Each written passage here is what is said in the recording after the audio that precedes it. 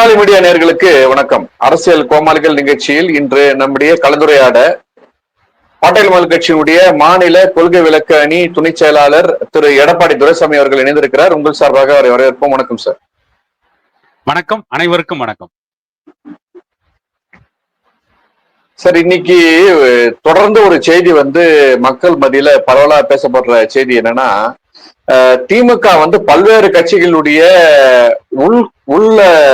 உள்ளடி வேலை என்பது போல பல கட்சிகளினுடைய சிதைவுக்கு காரணமா இருக்கு அப்படின்ற செய்தி அரசியல் பார்வையாளர்களால் பார்க்கப்படுகிறது. உதாரணமா பாட்டாளி மக்கள் கட்சி இன்னைக்கு 2 தலைமைகளின் கீழ் இயங்குகிறது.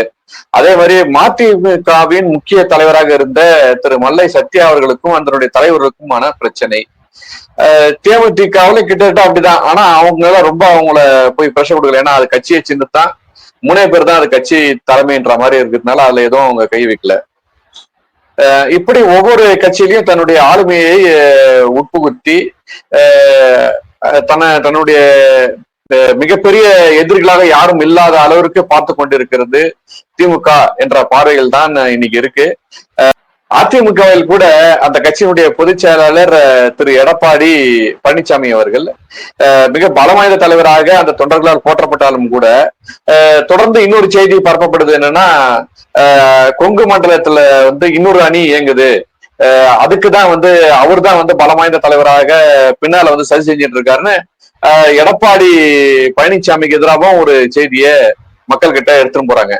இப்படி ஒவ்வொரு கட்சிக்கும் ஒரு பிரச்சனை இருக்கிற மாதிரி ஒரு சூழ்நிலைய திமுகவுடைய அந்த பலம் வாய்ந்த கரம் செயல்படுதா அப்படின்ற ஒரு கேள்வி இன்னைக்கு இருக்கு. இப்ப நீங்க இதை எப்படி சார் எதிர்பார்க்கறீங்க? திமுகவிலே பிரச்சனை இருக்கே சார். பாமகவுல தான் பிரச்சனை இருக்கா?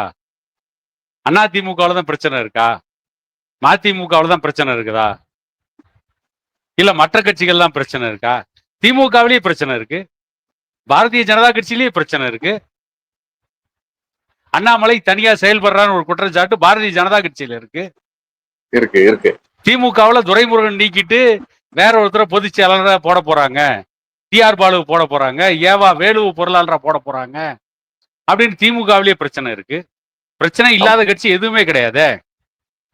இப்ப பாமகவுல ஏற்பட்டு இருக்கின்ற பிரச்சனைக்கு திமுக தான் காரணம் அப்படின்னு சொல்றாங்க. சிலர் என்னங்கிறாங்க பிஜேபி தான் காரணங்கிறாங்க. இல்ல எது உண்மை நாம எப்படி சொல்ல முடியும்? நாம போய் அங்க எங்கேயும் பக்கத்துல இருந்து பார்க்கலையே. ஆனா பாமக பிளவுபட்டால் அதை திமுக பயன்படுத்திக்கும், அதை பாரதிய ஜனதா கட்சியும் பயன்படுத்திக்கும், ஏன் அண்ணா திமுகவும் பயன்படுத்திக்கும். அண்ணா திமுகவின் பிளவை திமுக மட்டும்தான் பயன்படுத்திக்குமா?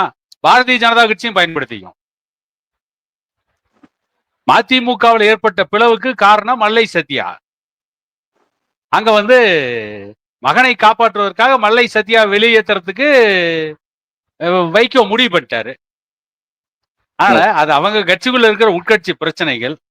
இன்னைக்கு தமிழ்நாட்டில் இருக்கிற கட்சியில மட்டும்தான் பிரச்சனை இருக்கா? இந்தியாவில் இருக்க பல கட்சிகள் பிரச்சனைகள் இருக்கு. மகாராஷ்டிராவில் பாரதிய ஜனதா கட்சி உத்தவ் தாக்கரேவுடைய கட்சியை உடைச்சாங்க. அந்த கட்சி இன்னைக்கு ஆட்சியில் இல்ல. ஆட்சியில் இல்லைன்னு ஏற்கனவே பிரிச்சு போன ராஜ் தாக்கரேவும் உத்தவ் தாக்கரேவும் ஒன்னா வராங்க. ஆமா இல்லையா? அதாவது அரசியல் மாற்றங்கள், அரசியல் பிளவுகள், அரசியல் ஒண்ணு சேர்றது, இதெல்லாம் தொடர்ந்து காலங்காலமா நடந்துகிட்டே தான் இருக்கு. அண்ணா திமுகவில் இருக்கிற பல முன்னாள் அமைச்சர்கள் திமுகவிலே அமைச்சரா இருக்காங்களே, அதெல்லாம் ஏன் யாரும் பேச மாட்டேங்கிறாங்க? நாம கேட்கறது திமுக காரணம் அப்படின்னு சொல்றவங்க எல்லாம் அண்ணா திமுக உடைச்சிட்டு போனவங்க ஏன் திமுகவுல மந்திரியா இருக்கான்? அப்ப எதனால திமுக அவங்க மேல முதல்ல குற்றம் சாட்டினாங்க, இப்ப எப்படி திரும்பவும் அவங்கள ஏன் நீங்க அமைச்சர் ஆக்குனீங்க? கலைஞர் கருணாநிதி மதுவிலக்கு கொள்கையை அமுல்படுத்தலான்னு கலைஞர் கருணாநிதியை நேரடியாக சட்டமன்றத்தில் கேள்வி கேட்ட ஏவா வேலு எப்படி நீங்க மந்திரியா இருக்காரு? செந்தில் பாலாஜிக்கு எதிராக கரூர்ல போய் அடுக்கடுக்கான குற்றச்சாட்டுக்களை வைத்த மு.க. ஸ்டாலின் மந்திரி சபையிலேயே செந்தில் பாலாஜி எப்படி மந்திரி ஆனாரு? ஒருவேளை நாளைக்கு எடப்பாடி பழனிசாமி திமுகவுக்கு முதலமைச்சர் ஆனாலும் ஆகலாம் அப்படின்னு யாராவது பேசினாலும் பேசுவாங்க. அது முடியாதுங்கிறது நமக்கு தெரியும். ஏன்னா இத்தனை பேர் மந்திரி ஆகும்போது எடப்பாடி பழனிசாமி திமுகவுக்கு முதலமைச்சர் ஆக மாட்டாரா? அவருக்கு தேவை முதலமைச்சர் தானே. ஏன்னா உடனே ஆமா, நீங்க வந்து எங்க ஸ்டாலின் இருந்தாங்க? பிரதமர் ஆவான்னு கேட்டு உடனே ஸ்டாலின் பிரதமர் ஆயிடுவாருன்னு கேட்டுறாதீங்க. ம். அதனால இல்ல, இன்னைக்கு ஏற்கனவே ஸ்டாலின் வந்து ஜப்பான் முதல்வர், ஜப்பான் துணை பிரதமர் எல்லாம் சொல்லி நம்ம வலைதளத்துல கிண்டல் பண்ண செய்தி எல்லாம் நமக்கு உண்டு. அதனால நீங்க சொல்றதை கூட நடந்தாலும் நடக்கலாம். அவரு அவர் ஒரு பிரமிப்புல அது மாதிரி கூட இருக்க வாய்ப்பு உண்டு. இதே பழனிசாமி தான் இன்னொரு செய்தி சொல்றாரு. 1000 ரூபாய்க்கு ஆசைப்பட்டு நீங்க அவன் திமுக ஓட்டு போட்டீங்க, நாங்க 1500 ரூபாய் தரலாம் இருந்தோம், அதை கெடுத்துக்கிங்களே அப்படின்ற ஒரு கேள்வியை முன்வைக்கிறாரு இந்த பொதுமக்கள்ல. ஆக இவங்களுக்கு கொள்கையை விட இலவசம் தான் முக்கியன்றதை காமிக்குதா அப்படின்றத நம்ம பார்க்க வேண்டியிருக்குல்ல சார். இல்ல இவங்கெல்லாம் இன்றைக்கு இருக்கின்ற முதலமைச்சர் ஸ்டாலின் ஆகட்டும், அல்லது முதலமைச்சர் ஆகணும்னு துடிக்கிற எடப்பாடி பழனிசாமி ஆகட்டும், இவங்க எல்லாம் ஏல கம்பெனி நடத்த வேண்டியவங்க, ஆட்சி நடத்த வேண்டியவங்க கிடையாது. இவங்க ஏல விடுறாங்க. 1000 ஒரு தரம், 1000 2 தரம், 1000 3 தரம். இப்ப இவரு 1500 ஒரு தரம், 1500 2 தரம், 1500 3 தரம். என்ன சார் அரசியலா நடத்திட்டு இருக்காங்க?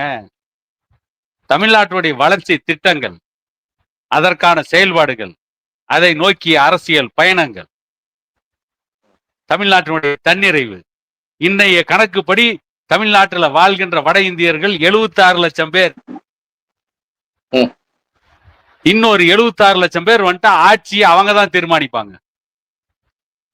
அப்புறம் தமிழ்நாட்டுல யாரு வந்து முதலமைச்சரா இருப்பான்னு கேட்டீங்கன்னா, ஸ்டாலின் கிடையாது, எடப்பாடி பழனிசாமி கிடையாது. ஏதோ ஒரு சின்கான் வரும், இல்லைன்னா ஏதோ ஒரு பன்கான் வரும், இல்லைன்னா பானர்ஜி, இந்த மாதிரி ஏதோ ஒரு பேர் வரும். அவர் வந்து தமிழ்நாட்டுல முதலமைச்சரா இருப்பார். அன்னைக்கு என்ன பண்ணுவாங்க? ஓ, வடநாட்டுல இருந்து வந்து ஆண்டுட்டான், ஏன் அடுத்து வந்து வேற நாட்டுல இருந்து வந்து யாரும் ஆளக்கூடாதா அப்படின்னு அவங்க கேள்வி கேட்போம். அன்னைக்கு நாம அதையும் ஆதரிச்சு பேசிட்டு இருப்போம். எப்படி இப்ப இந்திய ஆதரிச்சு பேசுறாங்கல்ல, அந்த மாதிரி. அவங்க என்ன கேட்கறாங்க? பிஜேபிக்காரங்க என்ன சொல்றாங்கன்னா, ஆந்திராவில இருந்து வந்து ஆண்டாங்க, கேரளாவில இருந்து வந்து ஆண்டாங்க, கர்நாடகாவில இருந்து வந்து ஆண்டாங்க, ஏன் உத்தரப்பிரதேசக்காரன் ஆளக்கூடாதா, மத்திய பிரதேசக்காரன் ஆளக்கூடாதா? எப்பதாண்டா நாங்க தமிழன் ஆள்றது இந்த நாட்டை? இல்ல, ஏற்கனவே மராட்டியர்கள் ஆண்ட பூமி தானே இது. அப்படி சரபோஜி மன்னர், தஞ்சை சரபோஜி மன்னர்கள் ஏற்கனவே மராட்டியர்கள் ஆண்டதுனால இது மராட்டியர்களுடைய புண்ணிய பூமின்னு சொல்லுவாங்க. ஆமா, இது எங்களுக்கு புதுசு இல்லைன்னு சொல்லுவாங்க. அதனாலதான் எப்படியாவது சிவாஜி ராவ் என்கின்ற ரஜினிகாந்த் வந்து முதலமைச்சர் ஆக்கலான்னு பார்த்தாங்க. அது பூம்புகார் மாநாட்டுல அந்த பலூன்ல டாக்டர் ஐயா ஓட்ட போட்டார். அது புஸ்வானம் ஆகி போச்சு. அது நான் சொல்லிடுறேன் சார். டாக்டர் ஐயா பூம்புகார் மகளிர் மாநாட்டுல பாபா படத்துக்கு எதிராக டாக்டர் ஐயா பேசுறதுக்கு முன்ன வரைக்கும் தமிழ்நாட்டுல இருக்கின்ற 199% அரசியல் கட்சிகள் எல்லாமே அன்னைக்கு ரஜினிகாந்தோடைய வாய்ஸ் ஓடுறதுக்கு படையெடுத்தாங்க. தலைவா வா, தலைமை ஏற்கவா, நீதான் எங்களுக்கு வழிகாட்டி, நீ ஆணையிடு, நாங்கள் செய்து முடிக்க தயாராக இருக்கிறோம் அப்படின்னு அரசியல நாங்கெல்லாம் பெரிய ஜாம்பான்னு சொன்னீங்களா போய் ரஜினிகாந்த் வீட்டுக்கு முன்னாலதான் காலையில எந்திரிச்சோன்னா அங்கதான் போய் பல்லே விளக்குனாங்க. காலையில எந்திரிச்சோன்னா அங்கதான் போவாங்க. தெய்வத்தை காண வந்தோம், இதான் வந்து போயஸ் தோட்டம் தான் எங்களுக்கு கோயில். ஒரு பக்கம் திமுக அண்ணா திமுக போயஸ் தோட்டம் கோயில்னாங்க, இந்த பக்கம் இருந்த எல்லா கட்சியும் வந்து ரஜினிகாந்தோட போயஸ் தோட்டம் தான் போனாங்க. அடிச்சார் ஒரே அடி பூம்புகார் மகளிர் மாநாட்டுல. அதுக்கப்புறம் ரஜினிகாந்த் பேச்சே விட்டாங்க. இப்ப ரஜினி வந்து இன்னைக்கு அதுதான் நன்றி சொல்றாரு. எனக்கு தமிழக ரசிகர்கள் வந்து அவங்களுக்கு பிடிச்சிச்சுன்னா தலையில வச்சு கொண்டாடுவாங்க, அவங்களுக்கு நான் வந்து ரொம்ப நன்றி கடன் பட்டிருக்கேன்ற செய்தி அவர் சொல்லியிருக்காரு. இன்னொரு செய்தி என்னன்னா, இந்த மாதிரியான ஒரு அரசியல் நெருக்கடி ஏற்படுத்ததான் சுமார் 60 கோடி ரூபாய் வந்து சிலருக்கு கொடுக்கப்பட்டதாகவும், அதனுடைய தொடர்ச்சி தான் வந்து சவுக்கு சங்கர் போன்றவர்கள் இன்னைக்கு வந்து ஒவ்வொரு கட்சி தலைவர்களையும் மாத்தி மாத்தி வசைப்பாடுவதும் மாத்தி மாத்தி வந்து துதி பாடுவதுமா இருக்காங்க. இதுக்காக செலவுப்பட்ட தொகை மட்டும் இப்போதைக்கு ஒரு 60 கோடி ரூபாய் அப்படின்னு சொல்றாங்க. உங்களுக்கு ஏதாவது வந்திருக்கா சார் 60 கோடியில? இது வடிவேல் ஒரு படத்துல சொல்லுவானே, அண்ணன் தானே கேக்குறேன், கேள்றா அப்படிமாங்களே. அதான் பாமக உடைக்கிறதுக்கு கேவலம் 60 கோடியே செலவு பண்ணுவாங்க. பாமக உடைக்கணும்னா 6000 கோடி செலவு பண்ண தயாரா இருக்காங்க சார். இல்ல, இது தொடக்கம். சும்மா புள்ளியார் சொல்லி போடுறதுக்கு 60 கோடி 60 கோடி வலைவெளியில வந்திருக்கு. இல்ல, 60 கோடி யாருக்கு கொடுத்தாங்க? சார் 60 கோடி யாருக்கு சார் கொடுத்தாங்க? அததான் சார் உங்களுக்கு கேக்குறேன், உங்களுக்கு எதாவது வந்ததா அப்படின்னு. எனக்கு எதுவும் வரல, அதனால தான் உங்களுக்கு கேக்குறேன். இல்ல எனக்கு எது வரல. இல்ல இது பாமக உடைக்கிற கோடாலியை நாங்களா வச்சுட்டு இருக்கோம் போய் உடைக்கிறதுக்கு. அதாவது ஒவ்வொரு கட்சிக்கும் இது போன்ற ஒரு பின்னணியில இயங்கக்கூடிய சில சக்திகளுக்கு கோடிக்கணக்கில் செலவு பண்றதாகவும், அதனுடைய கூட்டணி கட்சியான விடுதலை சிறுத்தைகள் கட்சிக்கு அந்த மாதிரியான ஒரு வேலைப்பாடு நடந்து அந்த கட்சியினுடைய தலைவர் திரு தொல் திருமாவளவன் அவர்கள் கூட அவங்க நிர்வாகிகளுக்கு ஒரு பகிரங்க எச்சரிக்கை கடிதமே சொல்றாரு. மாவட்ட செயலர்கள் இல்லாம பொறுப்பாளர்களுக்கு கட்சி கூட்டத்தை நடத்துவது, அல்லது மாவட்ட செயலர்கள் செயல்பாடுகள் சரியில்லாத பட்சத்தில் மாவட்ட செயலர்கள் எல்லாருமே நாங்க மாற்றிருவோம்னு சொல்றது, இது போன்ற செய்திகள் எல்லாம் வரதுன்றது தமிழக அரசினுடைய தானாக சுயம்புமாக வளர்ந்த கட்சிகளை அச்சுறுத்தல் மாதிரி இல்லையா சார்? இது மாதிரி ஒரு நெருக்கடி கொடுக்கறதுக்கு மற்ற கட்சிகளுக்கு. சார் அதாவது பாமக உடைக்கிறதுக்கு 60 கோடி முதல் கட்டமா கொடுத்திருக்காங்க அப்படின்னா யார் கொடுத்தது? திமுகவா பிஜேபியா? நான் கேக்குறேன். பாமக உடைக்கணும்னு நினைக்கிறது யாரு? மத்தியில் எடுத்துக்கிட்டா பிஜேபி, தமிழ்நாட்டுல திமுக. ஒரு வாதத்துக்காக கூட வச்சுக்கங்க. 60 கோடி கொடுத்து பாமக உடைக்கிறதுனால அந்த ஓட்டு திமுகவு தான் போகணும், என்ன உத்தரவாதம்? போகுமா? ஏற்கனவே பாமக கிட்டத்தட்ட 90% திமுக எதிர்ப்புலயே இயங்குறாங்க. பாமக உடைச்சா அந்த ஓட்டு திமுகவுக்கு இன்னும் சுத்தமா போவாது. பாமகவை கை வச்சா திமுகவிற்கு படு தோல்விதான் மிச்சம். அப்படிங்கிறப்ப அவங்க உடைப்பாங்களா? அப்படியே இருந்தாலும் 60 கோடி கொடுப்பாங்களா? சரி, வாதத்துக்காக வச்சோம், 60 கோடி கொடுத்துருக்காங்க. யார்கிட்ட கொடுத்தாங்க? எந்த வழியா போச்சு? 60 கோடி கொடுத்தாங்கன்னு தெரியுது இல்ல அப்படின்னு சொல்லக்கூடிய அந்த ஊடகங்கள் யாரு கொடுத்தாங்கன்னு சொல்லணும்ல. கண்ணையனுடைய கால் சிலம்ப வச்சே பாண்டியன் அரசவையில கோவலன் கொலை செய்யப்பட்டான். கண்ணகி தான் நிரபராயன் போய் இன்னொரு சிலம்ப வச்சு நிரூபிச்சால. கொடுத்தாங்கன்னா கொடுத்தாங்க. யார் கொடுத்தாங்க சொல்லுங்க. ஆளாளுக்கு இஷ்டத்துக்கு ஒரு கதை விட்டு போக வேண்டியதுதானா? ஏதோ ஊடகம் இருக்கு, பேசுறதுன்னு பேசுறது தானா? ஆதாரம் இல்லாம ஒரு குற்றச்சாட்டா? எந்த ஒரு குற்றச்சாட்டு ஆதாரம் வேணும்ல? இல்ல சார், நீங்க ஆதாரம் என்பதை விட இன்னைக்கு நடக்கக்கூடிய அரசியல் நகர்வுகள், தினம் நடக்கக்கூடிய செய்திகள்லாம் அது உண்மைன்றதுக்கான வாய்ப்பை நிறைய ஏற்படுத்துதுன்றதுக்காக அந்த வலைவலியில அவங்க பதிவிட்டு இருந்தாங்க. அப்ப நம்ம போய் அவங்கள போயிட்டு இவ்வளவு சொன்னவங்கள நீங்க யார்கிட்ட வாங்கினீங்க, அது யார்கிட்ட போச்சு, அதுல இருந்து யார் யார் பிடிச்சு கொடுத்தாங்க அப்படின்னு நம்ம கேட்கிற அளவுக்கு நம்ம பண்ணியிருந்தா அப்புறம் இன்னைக்கு காவல்துறை எது இருக்குது, மிகப்பெரிய கட்சிகள் எது இருக்கு, இல்ல கட்சியினுடைய தலைவர்களுக்கு சொந்த அறிவு இல்லையான்ற அளவுக்கு எல்லாம் நம்ம ஆய்வு செய்ய வேண்டிய ஒரு நிலைமையில போக வேண்டியிருக்கும். என்னன்னா, இவ்வளவு நெருக்கடிகள்ன்றது வருகின்ற தேர்தலை வெற்றி பெற்று ஆக வேண்டும் என்ற கட்டாயம் திமுக அதிகமா இருக்கு அல்லது அதிமுக அதிகமா இருக்குன்னு பாத்தீங்கன்னா, அதிமுக தான் அதிகமான ஒரு முன்னெடுப்பு தேவைப்படுது. ஏன்னா கடந்த 5 ஆண்டுகளாக தொடர்ந்து தோல்வி முகத்தில் இருக்கக்கூடிய அவங்க இன்னைக்கு எடப்பாடி பழனிசாமி அவர்கள் மிக தீவிரமாக மக்கள் அலையோட ஒரு பெரிய பிரச்சாரத்தை தொடங்கி போயிட்டு இருக்காரு. அவருடைய கூட்டணியில பாமக போகும் என்ற செய்கையை ஏற்கனவே அதனுடைய நிர்வாகிகள் தெரிவிச்சிருக்காங்க. இப்ப இந்த அலையில இதனுடைய போக்கு திமுகவை பாதிக்குன்றதுனால அதிமுக சுத்தி உள்ள கட்சிகள்லாம் இப்படி பண்றாங்க அப்படின்னு நம்ம எடுத்துக்க முடியுமா? எது திமுக பாதிக்குங்கிறீங்க? அதிமுகவுடைய வளர்ச்சி அல்லது அதிமுகவுடைய பிரச்சாரம்? இல்ல, எடப்பாடி பழனிசாமியுடைய பிரச்சாரம் திமுகவை பாதிக்குங்கிறீங்களா? ஆமா ஆமா. திமுக எடப்பாடி பழனிசாமியுடைய பிரச்சாரம் பாதிக்கிறதுக்கான வாய்ப்பே கிடையாது. எடப்பாடி பழனிசாமி கூட்டணியை வலிமையாக்கினா மட்டும்தான் ஜெயிக்க முடியும். இவருடைய பிரச்சாரத்தால வெல்ல முடியும் நினைச்சதா அவங்களுக்கு பிஜேபி கூட்டணியே தேவையில்லை. இவர்களுடைய பிரச்சாரத்தால் வெல்ல முடியுன்ற ஒரு நிலைமை இருந்ததுன்னா இவங்க தன்னுடைய கட்சியை மக்கள் மத்தியில கொண்டு போய் மீண்டும் பரப்புவதற்கான ஒரு பரப்புரை தான் செய்யறாங்களே தவிர இவர் நடத்துகின்ற இந்த பிரச்சாரத்தால் அதிமுக வெற்றி பெற்று விடும் என்று யாருமே சொல்ல மாட்டாங்க.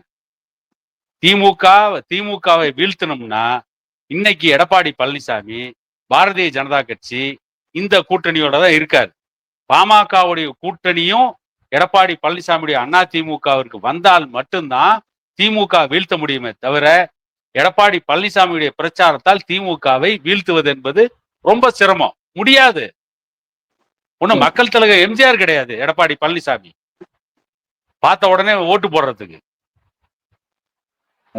அதனால இந்த பிரச்சாரத்தின் மூலம் அவர் வெற்றி பெற்று விடுவார் என்று சொல்றதெல்லாம் அத்தைக்கு மீச முளைச்சா சித்தப்பா, அவ்வளவுதான்.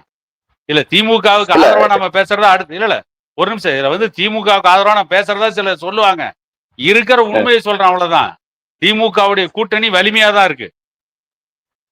அவன் கூட்டணி வலிமையா தான் இருக்கு. திமுகவுக்கு ஒண்ணு பெரிய நல்ல பேர் இருக்குது. திமுக அப்படியே எல்லா திட்டத்தையும் செயல்படுத்திட்டாங்க. அதனாலதான் திமுகவுக்கு ஓட்டு போடுறாங்கலாம் பேச சொல்ல வரல நானு. தொடர்ந்து ஏமாத்தியே ஓட்டு வாங்குறதுல திமுக ஒரு கைதேர்ந்த கட்சி. இன்னமும் பொய்யான வாக்குறுதிகளை நம்பியே ஆட்சியை பிடிக்கிற ஒரே கட்சி திமுக தான். திமுக கொடுக்கிற பொய்யான வாக்குறுதிகளை நம்புகின்ற ஏமாளி மக்களும் தமிழ்நாட்டுல நிறைய இருக்காங்கன்னு தான் சொல்ல வரேன் நான். பொய்யான வாக்குறுதி கொடுத்து திமுக வெற்றி பெறுதுன்னு மட்டும் தமிழ்நாட்டு மக்கள் நினைச்சா எந்த கூட்டணி வச்சாலும் திமுக வெற்றி பெற முடியாது. மக்களை ஏமாற்றுவதில் கைதேர்ந்த கட்சி திமுக. அந்த கலை இன்னும் எடப்பாடி பழனிசாமி அந்த ஏமாற்றும் கலையை கத்துக்க முடியல அல்லது கத்துக்க தெரியல. அப்புறம் இவர் எப்படி போய் ஜெயிப்பார் நினைக்கிறீங்க? இல்ல, மக்களுடைய செல்வாக்கு இன்னைக்கு ஒவ்வொரு நாளும் அவருக்கு அதிகமா இருக்கு. ஆனா கலைஞர் ஒரு டைம் சொல்லுவாரு, நாங்க கூட்டத்தை வச்சு நான் எப்பவுமே கனெக்ட் பண்ண மாட்டேன், அது ஓட்டா மாறாதுன்றது எனக்கு நல்லா தெரியும்னு சொல்லியிருக்காரு. எடப்பாடிக்கான வாய்ப்புகள் என்பது பொதுமக்களுடைய ஆதரவு, திமுக எதிர்ப்பு, கூட்டணி கட்சி பலம் என்பது போன்ற ஒரு முக்கோண யுக்தி தான் அவருக்கு கை கொடுக்கும்ன்றதுதான். ஏன்னா இலவசங்களை நம்பி மக்கள் இல்ல. அப்படியே இலவசம் இவரும் கொஞ்சம் அதிகம் தராருன்னா கூட கடந்த காலங்களில் ஏமாற்றுறது போல இப்ப இருக்க முடியாது. ஏன்னா மருத்துவர் அன்புமணி ராமதாஸ் அவர்கள் ரொம்ப தெளிவா ஒரு விஷயத்த சொல்லியிருக்காரு.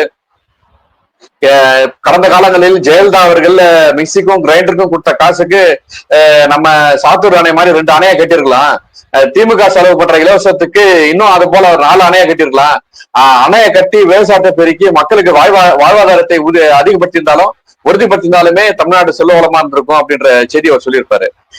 ஆக இந்த மாதிரி சிந்திக்கக்கூடிய தலைவர்கள் இல்லாததுனாலதான் இன்னைக்கு தமிழ்நாட்டினுடைய இந்த சீரழிவுக்கு காரணம்னு நம்ம எடுத்துக்கலாமா சார்? சிந்திக்கக்கூடிய தலைவர்கள் இல்லாமல் இருக்காங்க. அன்புமணி அவர்கள் இன்னைக்கு சொல்றாரு, அவர் அரசியலுக்கு வந்த பல வருடங்களா சொல்றாரு. அன்புமணி அவர்கள் அரசியலுக்கு வருவதற்கு முன்னிருந்தே டாக்டர் ஐயா பேசிட்டு இருக்காரு. பெரியவர் டாக்டர் ஐயா மேட்டூர் உபரிநீர் திட்டத்துக்கு 26 ஆண்டுகளுக்கு முன்பே போராடி இருக்காரு. இன்னும் அது நடைமுறை. நான் டாக்டர் ஐயா நான் சொல்லல, டாக்டர் ஐயா சொல்லியிருக்காரு. அன்புமணி சொல்லியிருக்காருன்னு நான் சொல்ல வரேன். நீங்க டாக்டர் ஐயா தான் டாக்டர் ஐயா சொல்லாம எப்படி சார் அன்புமணி சொல்ல போறாரு? நீங்க டாக்டர் ஐயாக்கு சொல்றாருன்றீங்க, நீங்க சொல்ற நான் எடுத்துக்க முடியாது. இல்ல, நான் இதை ஏன் சொல்றேன் அப்படின்னா, எத்தனை ஆண்டுகள் இந்த 2 கட்சி ஏமாத்திட்டு இருக்கான்னு சொல்ல வரேன். முன்னால இருந்தே ஐயா சொல்லிட்டு இருக்காரு, இன்னைக்கு அன்புமணி சொல்லிட்டு இருக்காரு. இவங்க 2 பேர் சொல்லியுமே இந்த அரசுகள் ஏமாத்திட்டு இருக்கான்னு தான் சொல்ல வரேன் நான். கிட்டத்தட்ட பாட்டாளி மக்கள் கட்சி ஆரம்பிக்கிற காலத்துக்கு முன்னிருந்தே ஏமாத்துறாங்க. பாட்டாளி மக்கள் கட்சி ஆரம்பித்து டாக்டர் ஐயா அவர்கள் இந்த கோரிக்கையை எழுப்பி, அன்புமணி அவர்கள் இந்த கோரிக்கையை எழுப்பியும் கூட இன்னமும் ஏமாத்திட்டு இருக்கான்னு தான் சொல்ல வரேன் நான். ஏமாற்றப்பட்ட வருடங்கள் எத்தனைன்னு சொல்ல வரேன். இன்னொரு விஷயத்த சொன்னீங்க, விடுதலை சிறுத்தைகள் கட்சியில் இருக்க மாவட்ட செயலாளர் எல்லாத்தையுமே மாத்தணும், மாவட்ட செயலாளர் மேல அவ்வளவு புகார் வருதுன்னு திருமாவளவன் சொன்னாரு அப்படின்னு சொன்னீங்க. அது திருமாவளவனுடைய சொந்த கட்சி பிரச்சனை. அவர் யாரை வேணாலும் மாவட்ட செயலாளராக வச்சுக்கிட்டு யாரை வேணாலும் தூக்கட்டும், அதில் நம்ம கருத்து சொல்றதுக்கு ஒண்ணும் இல்லை. சமீபத்துல கூட சேலம் மாவட்டம் நங்கவல்லியில விடுதலை சிறுத்தைகள் கட்சியில போய் பாட்டாளி மக்கள் கட்சியிலிருந்து விலகிய ஒரு 50 பேர் இணைந்தார்கள்னு ஒரு செய்தி வந்திருக்கு. இன்னைக்கு சமூக வலைதளங்கள்ல பெருசா பரப்பிட்டு இருக்காங்க. இது 2 மாதத்திற்கு முன்பே அப்படி ஒரு செய்தியை போட்டாங்க. நான் சேலம் மாவட்டம் என்னுடைய மாவட்டம், எனக்கு பக்கத்து ஒன்றியம், அந்த ஒன்றியத்தில் இருக்க அத்தனை பாட்டாளி மக்கள் கட்சிக்காரரையும் எனக்கு தெரியும். பனையூருக்கு போறவங்களையும் தெரியும், தைலாபுரம் தோட்டத்துக்கு போறவங்களையும் தெரியும், இந்த 2 பக்கமும் போறவங்களையும் தெரியும். அத்தனை முகங்களையும் எனக்கு தெரியும். எனக்கு தெரியாத யாருமே அங்க ஒருத்தர் கூட கிடையாது. ஒருத்தர் கூட அப்படி விடுதலை சிறுத்தைகள் கட்சிக்கு போகவே இல்லை. அது எப்பொழுதோ திருமாவளவன் கூட மற்றவர்கள் எடுத்துக்கொண்ட ஒரு குழு போட்டோம், ஒரு குரூப் போட்டோம். அதை வச்சுட்டு இன்னைக்கு ஒரு பொய்யான பிரச்சாரத்தை கட்டவிழ்த்து விடுறாங்க. யார் வேணாலும் எந்த கட்சிக்கு வேணாலும் போலாம், அது அவர்களுடைய ஜனநாயக உரிமை. ஆனா இப்படி பொய்யான பிரச்சாரங்களை பண்றது ஒரு மிகப்பெரிய மலிவான மோசமான அரசியல். நானும் அதான் சொல்றேன், இந்த மாதிரி பிரச்சாரம் பண்றதுக்கு தான் அந்த 60 கோடி கொடுத்துருக்காங்க அப்படின்ற. நீங்க அதை யார் கொடுத்தா யாருக்காக கொடுத்தாங்கன்ற கேள்வி நீங்க அத்தை கேக்குறீங்க. நீங்க சொல்றீங்க இல்லையா, அது 60 கோடி கிடையாது சார், 60 கோடி கிடையாது. பல வருடங்களா இந்த மாதிரி பாமக எதிராக பிரச்சாரம் பண்ண சொல்லி ஊடகங்களுக்கு திமுகவும் அதிமுகவும் கொடுத்துட்டு தான் இருக்காங்க. ஏன் பாரதிய ஜனதா அந்த லிஸ்ட்ல இருக்கு. பாமகவுக்கு எதிராக பேசுவதற்கு பல ஊடகங்களை திமுக, அதிமுக, பிஜேபி அத்தனை கட்சிகளும் விலைக்கு வாங்கியிருக்காங்க. நான் அதை இல்லன்னு சொல்லியே. ஆனா இன்னைக்கு மட்டும்தான் 60 கோடி கொடுத்தாங்கன்னா, அப்ப இதுக்கு முன்ன பாமகவுக்கு எதிராக திமுக பேசுவதற்கு ஆட்களை வைக்கலையா? அதிமுக வைக்கலையா? பாஜக வைக்கலையா? ஏன் காங்கிரஸ் கட்சி வைக்கலையா? பாமகவுக்கு எதிராக பேசுவதற்கு என்று தொடர்ந்து அவங்க செலவு பண்ணிட்டு தான் இருக்காங்க. இன்னைக்கு என்ன புதுசா செலவு பண்ணிட்டாங்க? சார், இதுக்கு முன்னாடி கொடுத்த நிகழ்வுகள் எல்லாம் வேறு தளங்களுக்கு கொடுக்கப்பட்டது. இப்ப கொடுக்கப்பட்டது முழுக்க முழுக்க நம்முடைய இந்த யூடியூப் சேனலுக்குனே கொடுத்துடுறாங்க, அதுலயும் சங்கோதரத்திற்கிட்டே கொடுத்துடுறாங்க அப்படின்ற மாதிரிதான் அந்த செய்தியை இருக்குது. நான் ஒரு பேரை சொல்லி அவருக்கு நான் விளம்பரத்தை விரும்பல, அது நம்முடைய வேலையும் கிடையாது. இவங்களுக்கு எல்லாம் கொடுக்கப்பட்டு, ஏன்னா காலங்காலமா டாக்டர் ஐயாவை பற்றி இடஒதுக்கீடுக்கு எதிராக பேசப்பட்ட சில மூடர்களுக்கு இப்ப கொடுக்கப்பட்டதா அந்த செய்தி சொல்லுது. நான் சொல்லல அவங்கள மூடர்ல, அவங்க அந்த மாதிரி. ஏன்னா அவங்களுடைய சுய ஒழுக்கம் அல்லது அவங்களுடைய கடந்த கால நிகழ்வுகள் என்பது பொதுமக்களால் அல்லது பெண்களால் காரி துப்பப்பட்ட நபர்கள்லாம் இன்னைக்கு பாமக பத்தி பேசுவது என்பதும் அதனுடைய அவர்களை விமர்சனம் பண்ணுவது என்பதும் ஏற்றுக்கொள்ள முடியாத சிலர் இன்னைக்கு இதெல்லாம் ஏன் செய்யறாங்கன்னு சொல்லிட்டு கேள்வி கேட்கும் போது நாமளும் அந்த கேள்வியை முன்வைக்க வேண்டியதா இருக்குது. தமிழகம் கடந்த காலங்களை விட தற்போதைய ஒரு நிமிஷம் நான் சொல்லிடுறேங்க. அந்த நீங்க சொல்கின்ற அந்த நபர் பாமகவுக்கு எதிராக பேசும் பொழுது, பாமகவுக்கு எதிராக அந்த நபர் பேசுகின்ற பொழுது உங்களை போல ஒரு 2-3 பேர் மட்டும் தான் அவங்களுக்கு எதிராக களமாடி இருக்கும். அவங்களுக்கு எதிராக நாம தான் பேசியிருக்கோம். இப்படி இன்னைக்கு குற்றச்சாட்டை வைக்கிற பலர் அன்னைக்கு எங்க இருந்தானே தெரியாது. சவுக்கு சங்கரை நேரடியாக வம்பு கிழித்து, அதே சவுக்கு சங்கர் என்னுடைய பெயரை ட்விட்டர் பக்கத்துல போட்டு என்னை காணவில்லை என்று ஒரு கிழட்டு பயல் போட்டிருக்காருன்னு போட்டிருந்தான். பாமகவுக்கு எதிராக அவர்கள் எல்லாம் செயல்படும் பொழுது பகிரங்கமா களமாடி இருக்கும். ஆனா இன்னைக்கு திடீர்னு சொல்றீங்களா, அன்னைக்கு ஏன் வரலன்னு ஒரு கேள்வி நான் வைக்க விரும்புறேன். இன்னைக்கு சவுக்கு சங்கர் மட்டுமல்ல, எத்தனையோ பேருக்கு திமுக கொடுத்திருக்கு. அதை எல்லாத்தையும் அம்பலப்படுத்துங்க. நான் கேட்கறது என்னன்னா, ஏன் ஒருத்தர் மட்டும் சொல்றீங்க? டோட்டலா எல்லாத்தையும் அம்பலப்படுத்துங்க. பாமகவை அழிக்க வேண்டும் என்று நினைக்கின்ற சக்திகள் யாரா இருந்தாலும் சரி, அவங்களை அம்பலப்படுத்துங்க. அதுதான் நாங்க வரவேற்கிறோம், அதுதானே எதிர்பார்க்கிறோம். சார், அவங்க சக்திக்கு ஏத்த மாதிரி சில வேலைகளை செய்யறாங்க. அது எல்லாரும் எல்லாத்தையும் செஞ்சிட முடியாது. காரணம், இப்படி செயல்படுறவங்க எல்லாமே இன உணர்வோடு, சாதிய உணர்வோடு, தமிழர் எழுச்சி, தமிழ் நாட்டினுடைய எதிர்காலம் என்பதை கருத்தில் கொண்டுதான் செயல்படுறாங்க. வருங்காலம் தமிழகத்தினுடைய எதிர்காலமாக அமைய வேண்டும், அமையும் என்ற நம்பிக்கையோடு உங்கள் நேரத்தை ஒதுக்கிய மிக்க நன்றி சார். நன்றி. மீண்டும் சந்திப்போம்.